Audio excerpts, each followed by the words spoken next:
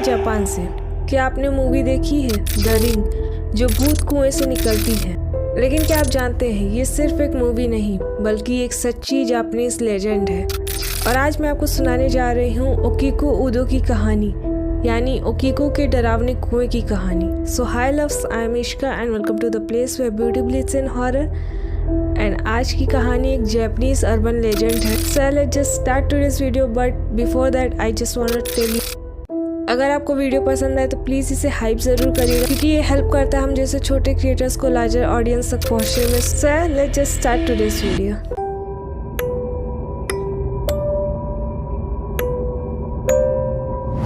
Japan अपनी भूतिया कहानी के लिए दुनिया भर में मशहूर है, और उन सब में से एक कहानी है जो 100 साल से लोगों की नींद उड़ाती आई है।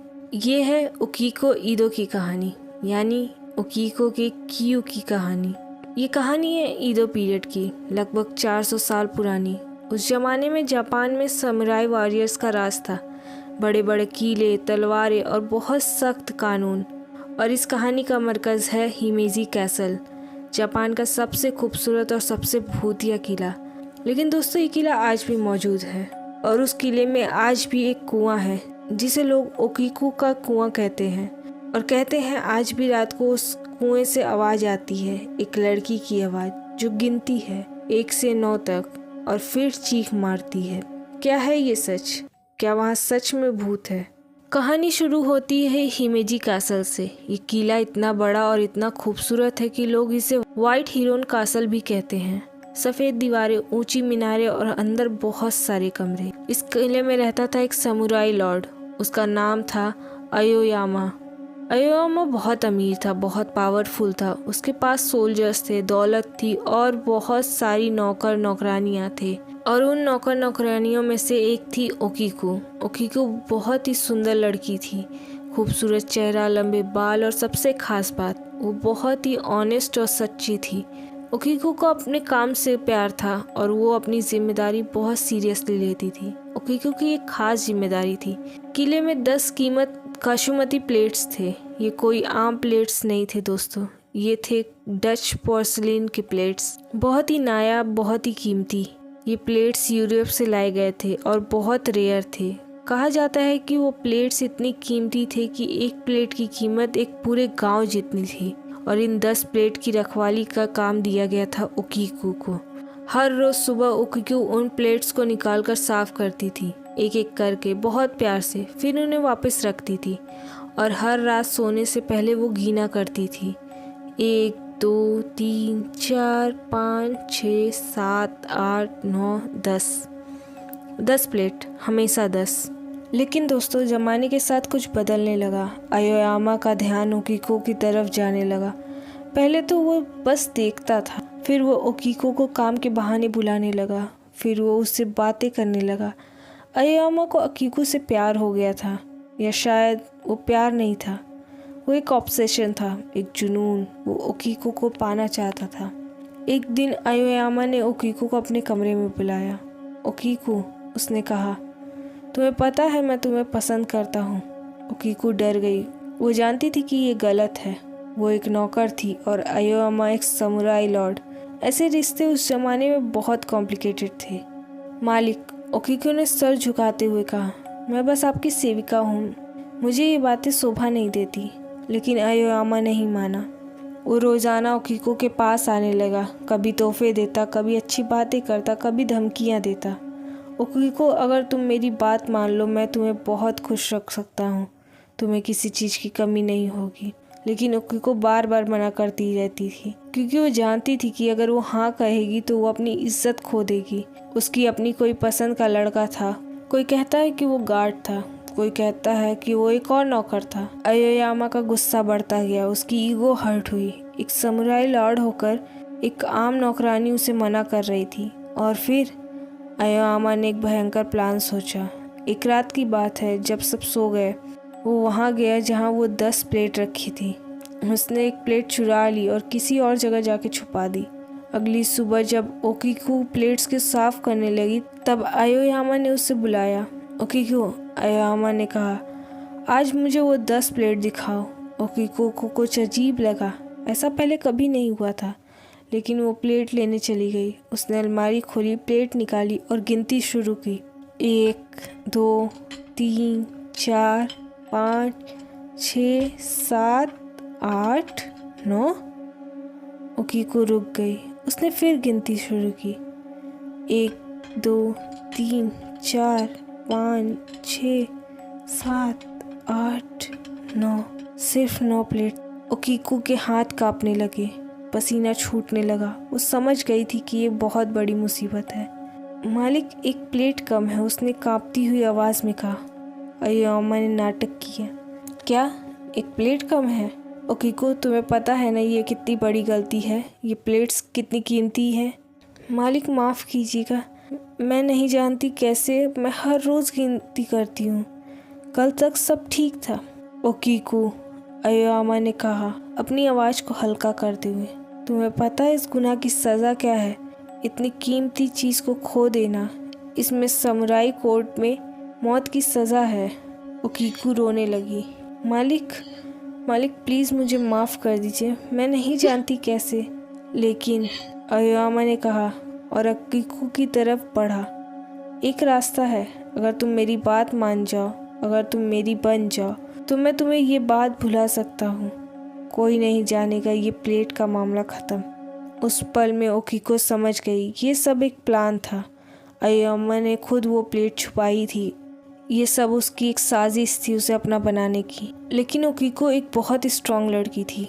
उसने कहा, नहीं, मैं ये नहीं कर सकती। अगर मुझे मौत की सज़ा है तो मैं स्वीकार करती हूँ, लेकिन मैं अपनी इज्जत नहीं बेचूंगी। ओकीको की ये हिम्मत देखकर अयोयामा का गुस्सा और भी बढ़ गया। पहले तो उसने सोचा कि ओकीको डर से मान जाएगी, लेकिन वो नहीं मानी। तो अयोयामा ने दूसरा रास्ता अपनाया, टॉर्चर। उसने अपने सोल्जर्स को बुलाया, इससे जब तक ये मेरी बात नहीं मानती इसे टॉर्चर करो। और फिर जो अगले कुछ घंटे हुई वो इतनी डरावनी थी कि मैं यहाँ पूरी डिटेल्स में नहीं बता सकती, लेकिन इतना कहूँगी कि ओकीको को बहुत तकलीफ़ दी गई। उसके हाथों को बांधा गया, उसे पानी नहीं दिया गया, उसे मारा गया। समुराई उस ज़माने में बहुत क्रूअल टॉर्चर मेथड यूज़ करते थे, लेकिन ओकीको ने अपना जवाब नहीं बदला। वो बस यही कहती रही, नहीं, मैं नहीं कर सकती। कई घंटे बीत गए। ओकीको की हालत बहुत ख़राब हो गई, वो बहुत वीक हो गई, लेकिन उसने हाँ नहीं कहा। आखिर में रात हो गई, अंधेरा छा गया। अयोयामा का गुस्सा अब हद पार कर गया था। उसकी ईगो इतना हर्ट हुई कि वो पागल हो गया। उसने चिल्लाते हुए कहा, अगर तुम नहीं मान सकती तो तुम्हें जीने का कोई हक नहीं है। और वो ओकीको को घसीट कर बाहर ले गया। किले के पीछे एक पुराना कुआं था, गहरा, अंधेरा, डरावना कुआं। कुछ लोग कहते हैं कि अयोयामा ने खुद ओकीको को उस कुएं में धक्का दे दिया। कुछ कहते हैं कि उसने अपने सोल्जर्स को कहा, और कुछ वर्जन में कहते हैं कि ओकीको ने खुद अपनी इज्जत बचाने के लिए उस कुएं में छलांग लगा दी।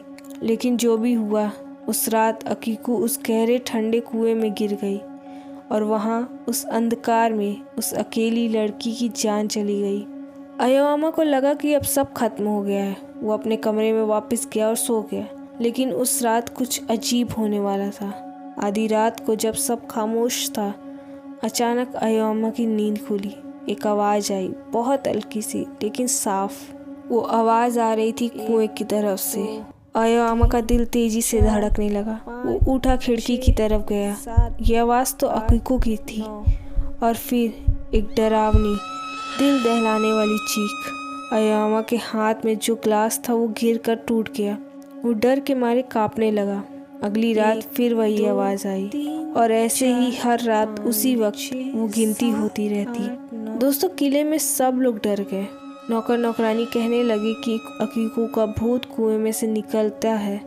रात को उसे कुएं के पास जाने की कोई हिम्मत नहीं करता था। कुछ लोगों ने कहा कि उन्होंने देखा एक सफ़ेद कपड़े में एक लड़की जो कुएं की मुंडी पर बैठी गिनती कर रही है। उसके लंबे काले बाल, उसका पीला चेहरा, उसकी खाली आंखें। और जब वो 9 तक पहुंचती है, वो जोर से चीखती है कि पूरे किले की दीवारें कांप जाती हैं। क्यों वो 10 तक गिनती नहीं करती?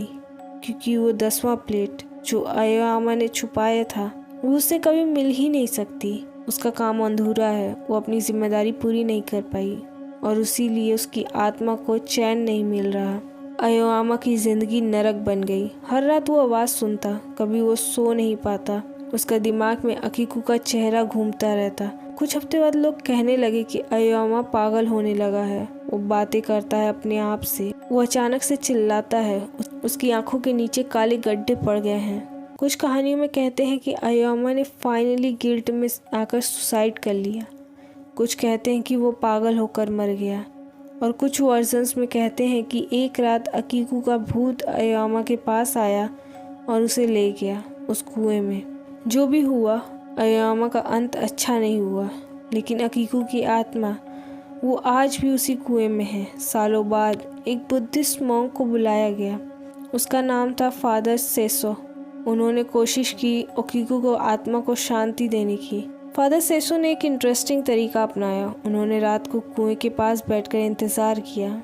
जब अकीको की आवाज़ आई, उन्होंने जल्दी से बोला 10। कहानी कहती है कि उस रात के बाद आवाज़ थोड़ी कम हो गई, क्योंकि अकीको को फाइनली वो 10वां नंबर मिल गया था जो वो तलाश कर रही थी। लेकिन दोस्तों, आवाज़ पूरी तरीके से बंद नहीं हुई। आज भी हिमेजी कासल में वो कुआं मौजूद है, अकीको ईदो, अकीको का कुआं। हर साल हज़ारों टूरिस्ट वहाँ जाते हैं। कुआं अब कवर किया गया है सेफ्टी के लिए, लेकिन लोग आज भी उस जगह को महसूस करते हैं। कुछ टूरिस्ट कहते हैं कि वहाँ एक अजीब सी ठंडक है। कुछ कहते हैं कि उन्हें लगता है जैसे कोई उन्हें देख रहा है। और बहुत से लोग कहते हैं कि उनके पास फ़ोटोज़ में अजीब चीज़ें आती हैं। एक सफ़ेद शैडो या फ़ोटो ब्लर हो जाती है। ये कहानी सिर्फ एक लेजेंड नहीं रही, ये बन गई है जापानीज़ कल्चर की एक इम्पॉर्टेंट हिस्सा। इस कहानी पर बहुत सारी प्लेस हुई हैं, मूवीज़ बनी हैं, बुक लिखी गई हैं। और सबसे इंटरेस्टिंग बात, हॉलीवुड की फेमस मूवी द रिंग, जिसमें समारा नाम की एक लड़की कुएं से निकलती है, इंस्पायर्ड थी अकीको की कहानी से।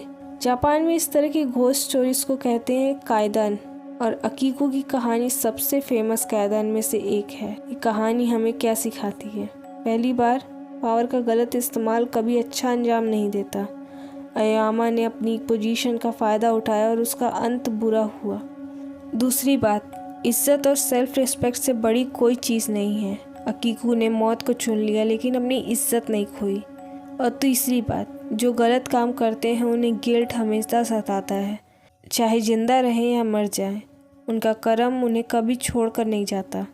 तो दोस्तों, ये थी अकीको की कुएं की कहानी, जापान की सबसे डरावनी और सबसे दुखी कर देने वाली लेजेंड। अगर कभी जापान जाओ, हिमेजी कासल जाओ, तो उस कुएं के पास ज़रूर रुकना, कानों को खोल कर सुनना।